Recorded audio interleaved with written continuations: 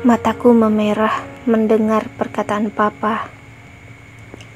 Papa tak menerima alasan apapun. Kamu harus menikah dengannya. Gelegar suara Papa kembali menyambar telingaku. Aku benar-benar tak berdaya. Ini artinya Papa menjualku. Ku beranikan diri, menatap matanya melontarkan pertanyaan itu. Suara jemarinya beradu dengan pipiku, membuatku tersentak. Posisiku yang berdiri di depannya terpental beberapa sentimeter ke belakang. Tega kamu berkata begitu, Nak. Kamu tidak tahu kalau ini demi kebaikan kamu. Ucapnya melunak, seakan menyesal atas apa yang baru saja ia perbuat padaku. Kebaikanku. Kembali aku membantah ucapannya. Rasa takutku seakan menghilang, berganti dengan perasaan benci dan kecewa. Bagaimana hatiku mampu menerima perlakuannya kali ini padaku? Sejak kecil, dibentaknya pun aku tak pernah. Kulirik, ia terduduk di kursi sambil menutup wajahnya.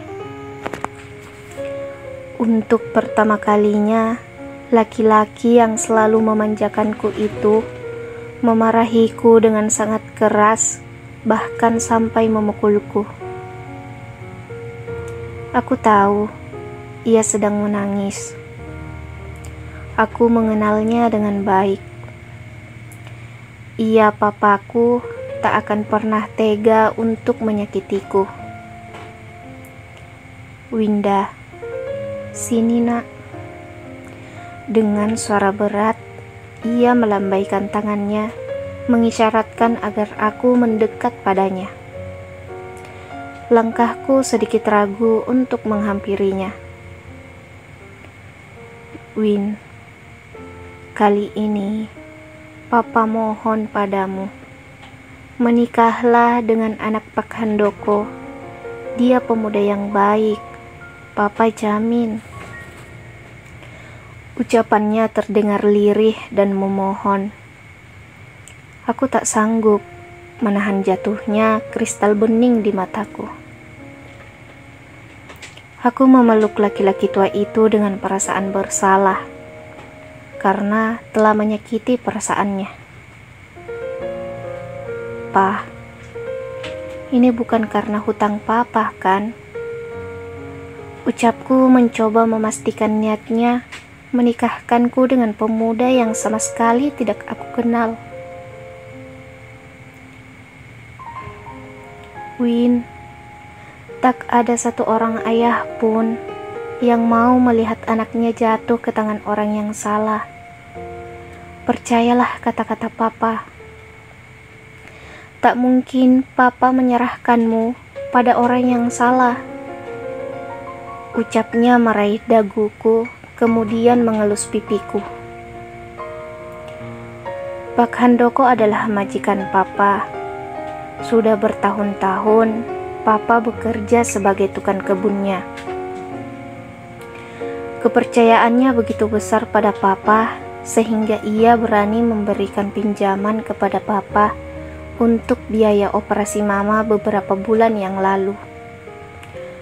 Walaupun akhirnya Mama harus tetap menjemput ajalnya beberapa saat setelah operasi. Anak Pak Handoko jauh lebih tua dariku. Saat ini, ia menempuh pendidikan pasca sarjananya di salah satu universitas di kota. Aku masih di tahun ketiga sekolah menengah atas. Sebenarnya, kalau kuliahnya lancar, usiaku hanya beda 6 tahunan. Tapi, karena ia pernah beberapa kali cuti kuliah, ya perbedaan usia kami sekitar 10 tahunan. Sungguh pertautan usia yang sangat jauh. Pak Handoko sepakat untuk menganggap hutang Papa lunas jika aku bersedia menikah dengan anaknya. Entah pertimbangan apa sehingga ia mengambil keputusan seperti itu.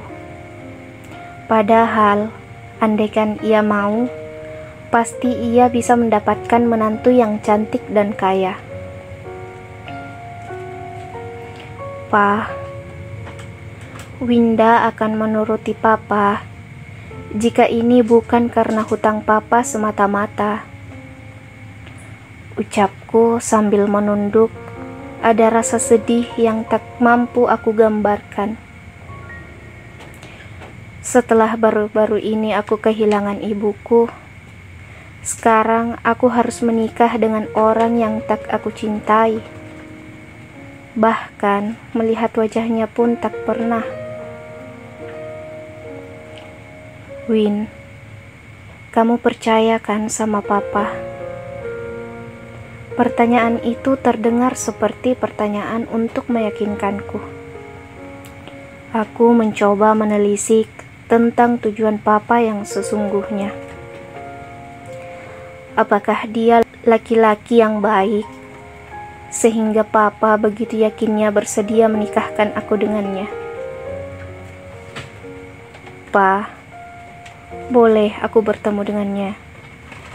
Tanyaku ragu. Aku ingin menemuinya walaupun tak ada pilihan lain bagiku. Tapi setidaknya hatiku tidak penasaran tentang siapa yang akan aku nikahi, bagaimana wajahnya, dan bagaimana reaksinya jika dia melihatku. Tentu saja, Win. Minggu depan acara wisudanya.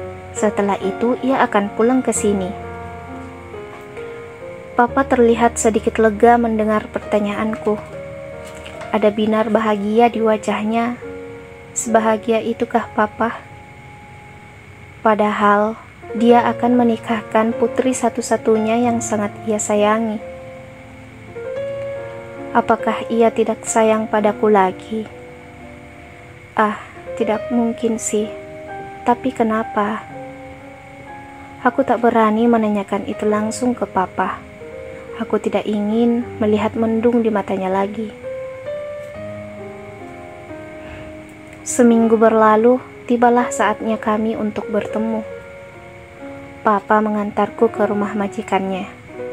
Walau sudah bertahun-tahun Papa bekerja di sini, tapi baru kali ini aku menginjakkan kaki di rumah ini.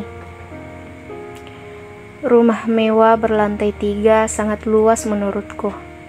Karena seandainya rumahku dikali 10 sekalipun, belum sebanding dengan luas rumah calon suamiku itu. Aku melangkah masuk dalam pekarangannya yang luas, dengan berbagai macam merek mobil di garasinya. Masya Allah, kekayaannya luar biasa. Aku baru menyaksikan rumah semewah itu. Bahkan, grendel pintunya seperti berlapis emas menurutku sih. Sosok lelaki seumuran Papa keluar menyambut kami dengan senyum hangat. Lelaki yang sering berkunjung ke rumah sakit saat ibu dirawat. Pak Handoko, lelaki parubaya yang selalu tersenyum. Wajah tuanya tak kehilangan pesona, karena hiasan senyum tak pernah absen dari bibirnya.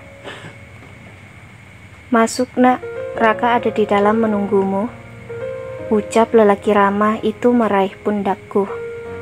Dia bersikap seolah aku ini adalah anaknya. Mataku tertuju pada sosok laki-laki putih bersih yang duduk tertunduk di atas sofa coklat mewah berukuran besar. Wajahnya terbilang biasa saja, tapi dari penampilannya terbaca kalau dia sangat perfeksionis dalam memilih pakaian. Terlihat jelas lipatan baju dan celana yang dikenakannya mengkilat bekas setrikaan. Ia tak melirikku sedikit pun. Apakah ia juga sama denganku, terpaksa mengikuti kemauan orang tua? Nah, ini dia Raka calon istrimu. Ucapan Pak Handoko membuat darahku berdesir. Aku gugup, apalagi Raka belum mengangkat wajahnya sedikit pun. "Raka, sapa don calonnya," sahut Pak Handoko terlihat sedikit kesal. "Hai," hanya itu yang keluar dari mulutnya. Kemudian tatapnya kembali menunduk. Pria angkuh. Emang dia pikir aku tertarik padanya apa? Gumamku kesal. Andaikan aku bukan di sini dan bukan dalam situasi semacam ini, pasti sudah aku tarik bibirnya yang tak pernah menyunggingkan senyum sedikit pun. Hampir 1 jam lamanya aku duduk dengan bosan. Hanya Papa dan Pak Handoko sibuk bicara tentang rencana pernikahan kami. Sementara pria di sana hanya duduk diam, seolah tak mendengar apa-apa. Aku pasrah melihat semangat kedua laki-laki tua itu. Mereka menetapkan tanggal tanpa bertanya apa-apa kepada kami. Sebenarnya yang mau menikah itu aku atau mereka. Mereka sepakat untuk melaksanakan pernikahan setelah ujianku selesai. Berarti tinggal 1 bulan lagi. "Pak, apa ini tidak terlalu terburu-buru?" tanya lelaki itu terlihat panik. Sepertinya ia memang belum siap.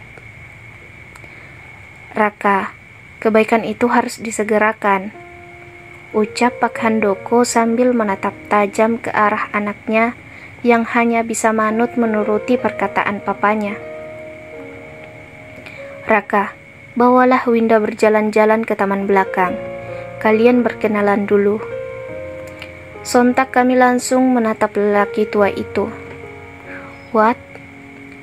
Tuhan, aku tidak mau. Lelaki sombong itu pasti akan mengabaikanku." Sekilas aku merasakan ia menatapku dengan pandangan aneh. Serem deh. "Ayo." Tiba-tiba ia sudah berada di sampingku. Aku mendongakkan kepalaku ke arahnya. Tinggi badannya jauh di atasku. Ya Tuhan, dia lebih cocok jadi abang atau omku. "Ayo, mau nggak?" Aku terkejut mendengar bentakannya. Spontan, aku berdiri dan mengikuti langkahnya. Kulirik Papa dan Pak Handoko tersenyum menyaksikan kami menuruti kemauan mereka. Aku terkagum-kagum menyaksikan indahnya taman belakang rumah mereka. Seperti di surga rasanya. Berbagai macam bunga-bunga, beraneka warna yang menyejukkan mata. Di taman itu juga berjejer kursi taman yang indah di bawah rimbunan pohon. Kenapa? Baru lihat yang seperti ini?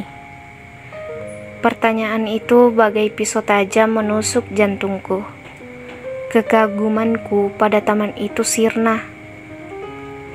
"Maksud kakak apa?" ucapku sedikit membentak. Aku kesal dengan pertanyaannya yang terkesan merendahkan aku.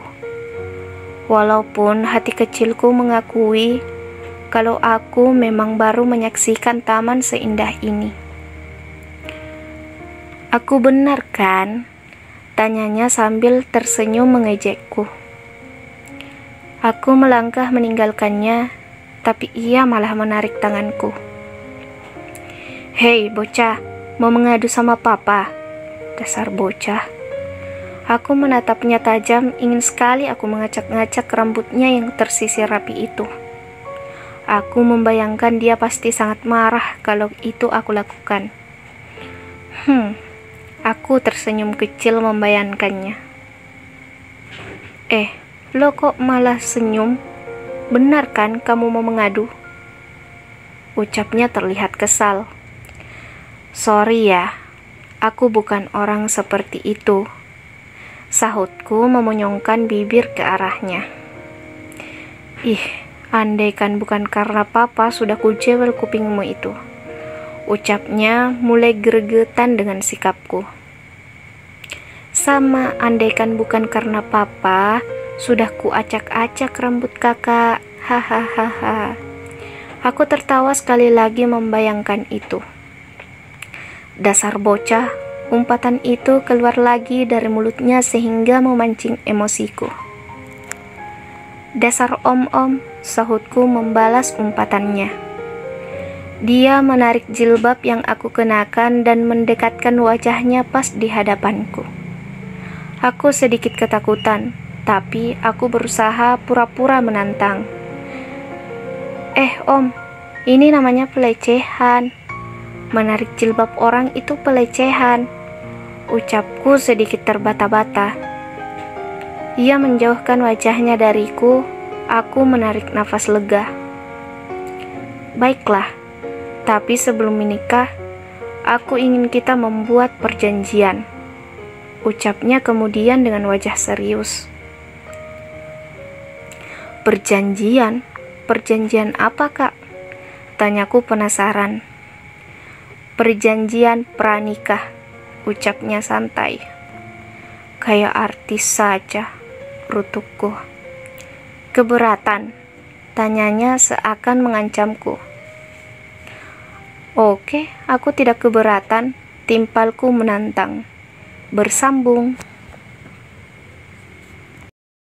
Teman-teman yang penasaran banget dengan ceritanya atau mau mengintip profil penulis, yuk kunjungi platform di bawah, sudah kami tulis di link deskripsi. Dan jangan lupa subscribe, like, and comment YouTube kami juga, agar kami tambah semangat mengupdate video di YouTube.